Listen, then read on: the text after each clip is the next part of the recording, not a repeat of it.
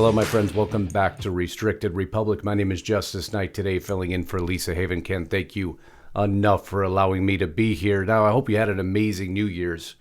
Unfortunately, 2022 isn't off to the start we expected, except for Pelosi did make a major announcement, one that so many have been waiting for, just not in the respect you may have thought.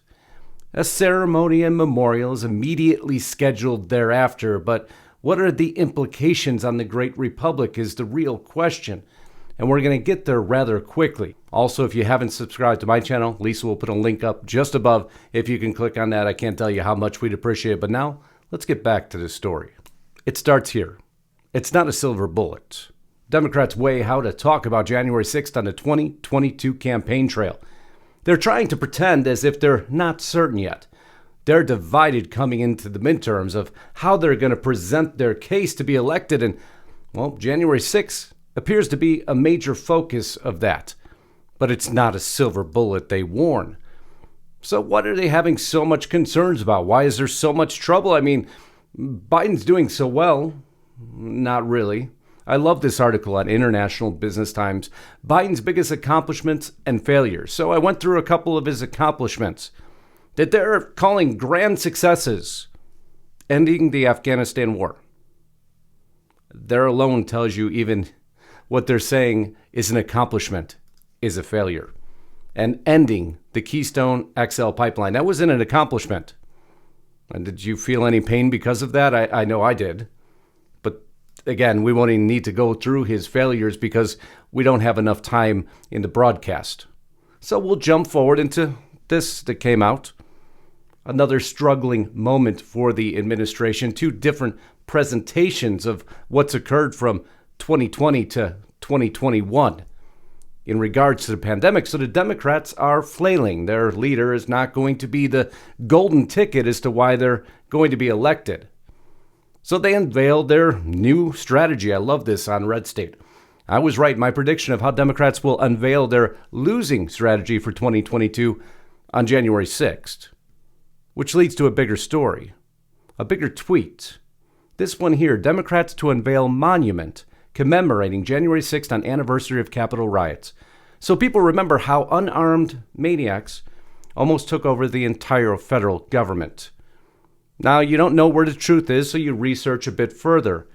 And we went to the newsroom of Nancy Pelosi, Speaker of the House. Dear colleague, on preparation to mark 1 year since January 6 deadly attacks on the United States Capitol, she requests the following. Our nation will soon mark 1 year since the January 6 deadly attacks on the United States Capitol. While the House will not be in session that week, a number of members have expressed interest in being involved in commemoration activities. In order for us to fully prepare for member involvement in this solemn observance, it is necessary to know how many members will be in Washington on January 6th. If you'll be in Washington, please email my office. So Pelosi makes the announcement that so many have been waiting for. Not you and I necessarily, but so many. You see how your mind works and leads you to the conclusions you want it to. Well, here the conclusion is not yet written. What will this lead to, except for it does launch the 2022 campaign strategy? It was in question for some time, but no longer is it, with headlines like this splashing across all mainstream media. Pelosi announces plans to commemorate January 6th anniversary at U.S. Capitol. The article goes further, starting on noon on January 6th. There will be a prayer and moment of silence on the House floor, followed by a historic perspective conversation between historians Doris Kearns Goodwin and John Meacham to establish and preserve the narrative of January 6th. Very clearly there, to establish and preserve the narrative of January 6th. So we now know what that 2022 campaign slogan will be.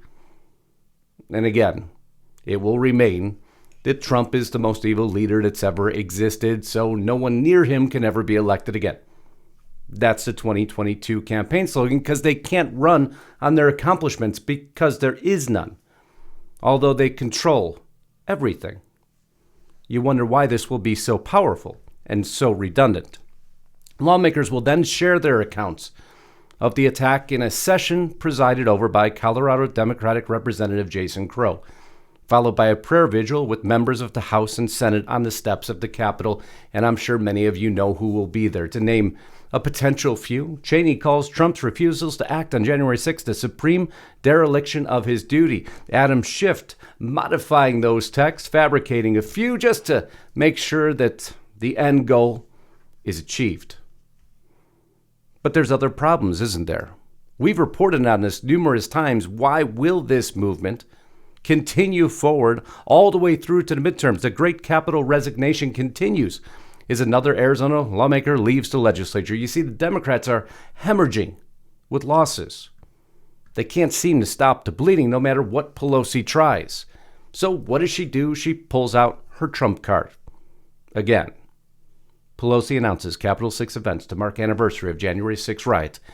These events are intended as an observance of reflection, remembrance, and recommitment in a spirit of unity, patriotism, and prayerfulness, Pelosi said in a letter to colleagues. Jason Crow will lead that session of lawmakers' reflections on the events of January 6th, and the mainstream media terms it as this: when members of Congress and their aides were holed up inside the Capitol as a mob of former President Donald Trump supporters rampaged through the building, federal prosecutors have filed charges against hundreds of people accused of taking a part in the assault. Eric Swalwell stated, 9/11 was bad enough, but what these people did should live in infamy.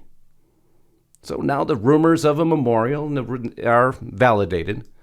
The rumors of a monument are yet to be substantiated, however, still being discussed. The White House said earlier in this month, and by the way, we're going to divert now to the White House response on this entire series. The White House said earlier this month it will also commemorate the anniversary of the attack, but no further detail was provided. According to White House Press Secretary Jen Psaki, January 6th was one of the darkest days in our democracy. It was a day when our nation's capital was under attack, and I think there's no question you'll see us commemorating that day, but Nancy Pelosi jumped into the spotlight, as always, by going ahead and seizing on the moment. So what can we expect then with this memorial, with this announcement, and now with this potential monument? We can expect, according to Red State, more of this as the year progresses and the anti-Trump House Select Committee proceeds to conduct its probe.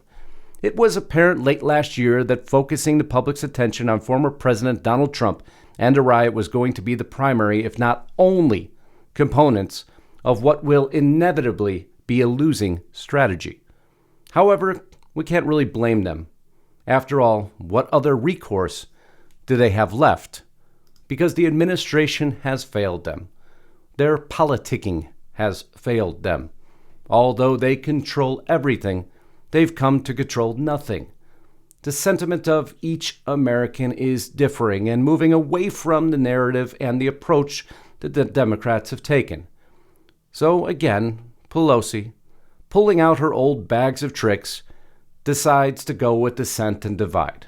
And that's what we will see throughout 2022 as she makes this major announcement that so many expected, so many were waiting for.